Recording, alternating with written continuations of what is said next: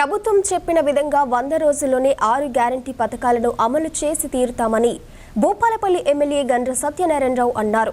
ప్రభుత్వం ఏర్పడి ఇంకా నెల రోజులు కాకముందే ప్రతిపక్షాలు విమర్శలు చేయడం సరికాదన్నారు.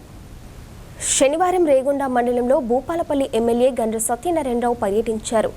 మండలంలోని కనిపర్తి, నాగుర్లపల్లి, దామరంచపల్లి గ్రామాల్లో పర్యటించి ప్రజాపాలన కార్యక్రమంలో భాగంగా ప్రజల నుంచి దరఖాస్తులను స్వీకరించారు. ప్రభుత్వం చెప్పిన విధంగా 100 రోజుల్లోనే 6 గ్యారంటీ పథకాలను అమలు చేసి తీరుతామని ఎమ్మెల్యే చెప్పారు. ఈ కార్యక్రమంలో అధికారులు, ప్రజా ప్రతినిధులు పాల్గొన్నారు. 6 గ్యారంటీ పథకాలు సోనియా గాంధీ చెప్పిన మాట ప్రకారంగా ఏదైతే 6 గ్యారంటీ పథకాల్లో 2 గ్యారంటీ పథకాలు అమలు చేశాం. ఈరోజు మహిళా సోదరిమణులందరికీ కూడా ఉచితంగా ప్రయాణం చేసే కొరకు బస్ సౌకర్యం కల్పించాం. ఈరోజు ఆరోగ్యశ్రీని 10 లక్షల వరకు పెంచి వాళ్ళు కోరుకున్న హాస్పిటల్కి పోయినా చికిత్స చేసే కొరకు ప్రభుత్వం ఉత్తర్వులు జారీ చేసింది. 2వ గ్యారంటీ పథకం.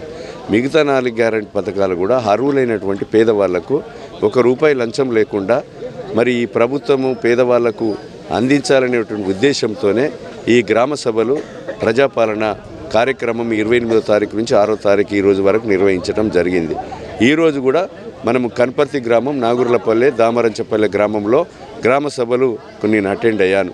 ప్రధానంగా గ్రామ సమస్యలు రేషన్ కార్డు లేక, పెన్షన్ లేక, పేదలకు ఇందిరమ్మ ఇల్లు రాక అనేక అవస్థలు పడుతున్నారు. అర్హులైన వారందరికీ కూడా ఇందిరమ్మ ఇల్లు ఇస్తాం, కొత్త రేషన్ కార్డులు ఇస్తాం, కొత్త పెన్షన్లు ఇస్తాం. రైతు సోదరులు కూడా చాలా ఇబ్బందులు ఉన్నారు. రైతు సోదరులను కూడా ఆదుకుంటాం. ఒక గింజ కటింగ్ లేకుండా రైస్ మిల్లర్ కొనుగోలు చేసి ధాన్యం డబ్బులు పడే విధంగా చొరవ చూపుతాం.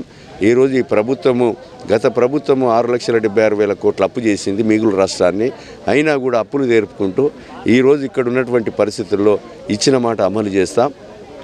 కొన్ని 6 గ్యారంటీ పథకాల్లో దుష్ప్రచారం చేస్తున్నారు.